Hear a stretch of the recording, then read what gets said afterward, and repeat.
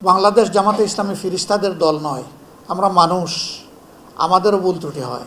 আমরা একটা কথা পরিষ্কার বলেছি যে অন্যায় আর জামাতে ইসলামী একসাথে চলে না, কিন্তু এর দ্বারা এটাও আমরা মিন করছি না যে আমরা কোনো অন্যায় করি না। আমরা মানুষ, আমাদের ভুল হয়, অন্যায় হয়, দোষ হয়, অপরাধ হয়। আমরা আহ্বান জানিয়েছি যারা দেশকে ভালোবাসেন, জাতিকে ভালোবাসেন, আমাদের অন্যায় অপরাধ দেখলে আমাদেরকে ধরে দিন। আমরা কথা দিচ্ছি আমরা সংশোধন করব ইনশাআল্লাহ। এইটা হলো মুনাফিকের জাত, নাম হইল জামাত। নামটা কি? জামাত। ডরাইতেছেন নাকি? তা এর তো সমস্যা। চলে লড়া দিন, লড়া দিন, চলে ডরাইতেছে। ও যে আমার সাথে ছবিটা আছে, ও দেখা করবো সভাপতি কেন ধর্ম ইচ্ছা মারহাবা গন। আমরা রক্ত একই, পালসে কই, ইমানের খাতির আমরা কারো ছাড় দিই না। কথা কন ঠিক না বেটে? পালস কিন্তু এক জায়গা। এই জন্য সাফ হুসেনের খাবার মাটিও সুন্নি। কথা কন ঠিক না বেটে? এটা সুন্নির ঘরের সুন্নি। কথা কন না কেন লাগা? কথা কই না দেখে একটা কম জাত আছে, মুনাফিকের জাত আছে, এটার নাম জামাত। নির্বাচন আওয়ার সময় দেখছি নি কেমনে জান্নাতের টিকিট বেচছে। ওই কথা কনা কি এর টিকিট বেচছে? ওহন কি বেচে কে রে? নির্বাচন কথা কনা নির্বাচন ওই সময় আইসিন বেচতে টিকিট সাতক্ষীরা ধরা খাইছে। বেচতে টিকিট বেচছেননি, ওহন কি অফার আছে কে রে? নির্বাচন তইলে বুঝা গেল সামনে নির্বাচন আইলে আবার ওহন আহল হইছিনি। তাইলে বুঝা গেল হে জামাতে যেই বেহেস্তের টিকিট বেচে এই টিকিট সাফিরের দরকার নাই। তইলে মরণ নামক ঘাটে গেলে নবীরে দিককা মরতার ভাই। আর যদি দুনিয়া তাকিয়া যদি রং তামসার মেলা ফেরা যদি ইমানটা বেচ চালাইন, ইমানটা যদি বেচ চালাইন, তইলে মনে করেন যে আজরাইল যখন সাথে আইব তখন কুলের লাগাল পাওয়া যেত না।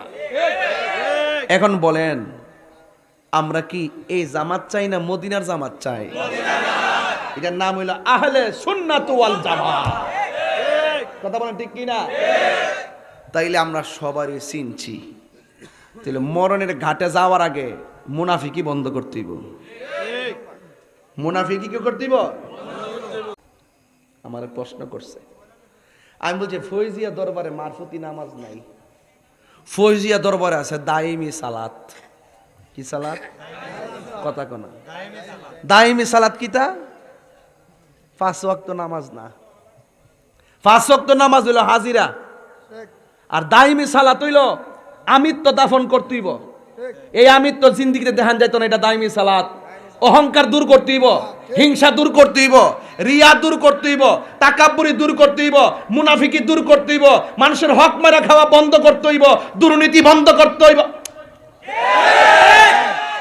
সদা সর্বদা দাইমি মানে কি? সদা সর্বদা। এই সদা সর্বদা একটা কথাই বলতেইব, আমি আমার না।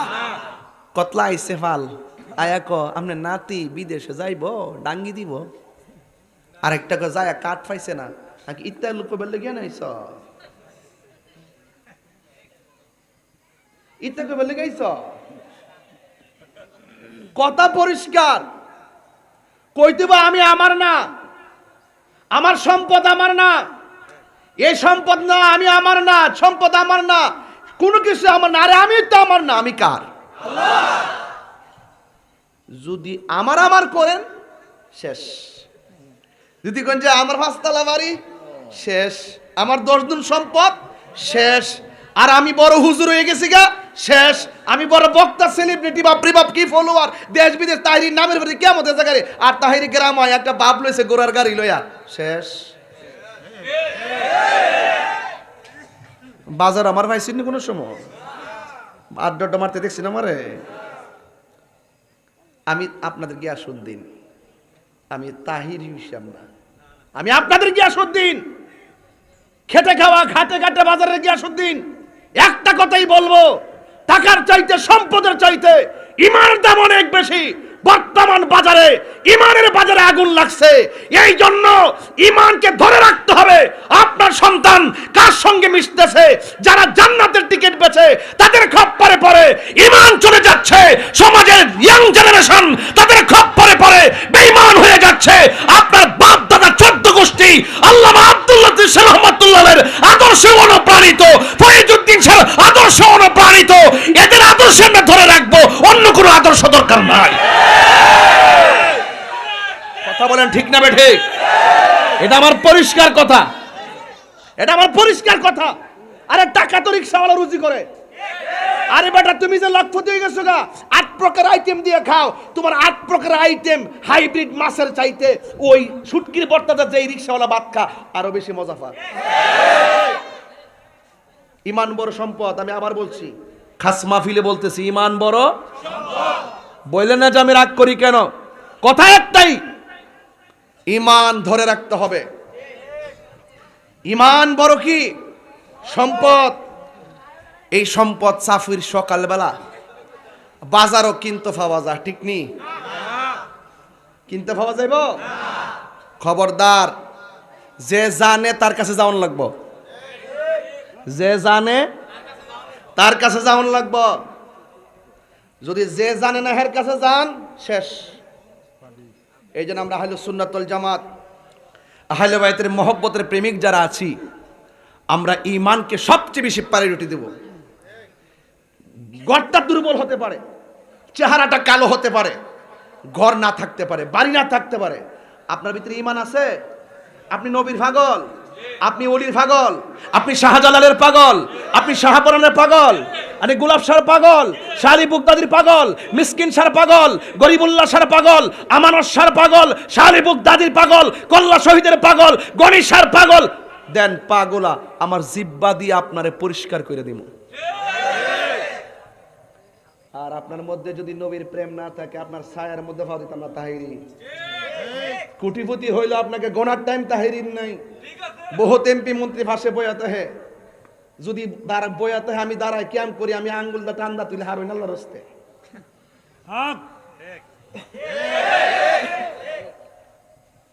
বহুত ডাব্লিউরে দাঁড়ায় দাঁড়ায় তুলাইছি, ওর কয়েছে আন্দাজ পাইছ না? তুই তো বড় সাফুরি বয়াতে কে কস মদিনা বহুত দূরে। সাফুরি নেট আমরা সব শুননি হই, জিহানো গেছি হার আর কি। এদের বই রইছে কিয়ামের সময়, তখন তারে কই তুমি যে এনে বইয়া দিকে মনে করতেছো মদিনা বহু দূরে। আমরা কাছে আয়, আমরা কইয়া দেই, আমরা লেগে মদিনা বহু দূরে হইতে পারে, নবীর জন্য সাফির দূরে না। এটা আমার ঈমান, এটা আমার কি ঈমান। নবী কবরে সশরীরে আসবে, এটা আমার আকীদা।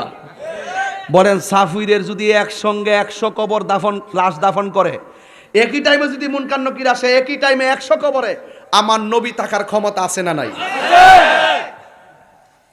এটা মানলে মুমিন, না মানলে মুনাফিক, বেঈমান। কথা কোন ঠিক কিনা? এই জন্য ঘাটের মধ্যে প্রথম ঘাট মরণের ঘাট, ঠিক নেই? এই মরণের ঘাটে আজরাইল যখন আসবে, আপনার পাশে মা বাপ 14 গোষ্ঠী বই থেকে পানি ফরা দিতেছে, মাথার তেল দিতেছে, কিতারে ফুট, কিতা করস, কিতারে ফুট, মনটা খারাপ লাগতেছে, কত নবরঙ্গের কথা যে ক। অথচ ওই সময়টা তার সাকরাতুল মউত। তাদের দরকার ছিল বয়া বয়া শুধু বেশি বেশি কালেমা তৈয়বার কালেমা শাহাদা পড়বে। আবার কেমনে পরিচয় দিয়ে ক, ফুতরে তোর দাদি আইছে, দেহস না রে ফুত। অথচ ফুতে আমার মৃত্যুর সাথে ভাঞ্জা লড়তেছে। এই মুহূর্তে কি দুনিয়ার পরিচয় দরকার, না নবীর পরিচয় দরকার? এই ঘাটটা এমন ঘাট, যখন আপনি তৃষ্ণায় পড়ে যাবেন, আপনার গলা টলা শুকায় যাবে, 7 সমুদ্র 13 নদীর পানি দিলেও আপনার তৃষ্ণা মিটবে না। অনেকের চুল পাকছে, দাড়ি পাকছে, এক একজনের দাড়ি পাকছে, চুল পাকছে, মনে করতেছেন বয়সের কারণে পাকছে। আর নাতি কইতাছে আমার দাদা মুরব্বী হয়ে গেছে গা, চুল ফাঁকিয়ে গেছে গা। আসলে ঘটনাটা এরকম না। আপনার মধ্যে যে পরিবর্তনটা যে হয়েছে, একদিনও তো আপনি টের পান নাই। কখন দাড়িটা পাকলো, কখন চামড়াটি ডিল হইছে, কখন কোমরের হাতটা ক্ষয় হয়ে গেছে, একদিনও কি টের পাইছি আমরা? এইভাবে জীবন জিন্দিগি চলে যাচ্ছে। যাইতে যাইতে যাইতে যাইতে হুট করে আজরাইল এসে পড়ছে। রাত্রে যে মোবাইলটা লেফ হয়ে হে, দরজা টোকা দেওয়ার পরে দরজাটা খোলার পরে যদি আমি আজরাইল, তখন টিকটক চলবো নি? সব ফালাইয়া দেয়া ইন্না লিল্লাহি বলে না কেন, ইন্না লিল্লাহি রাজিউন, চলে যেতে হবে ভাই।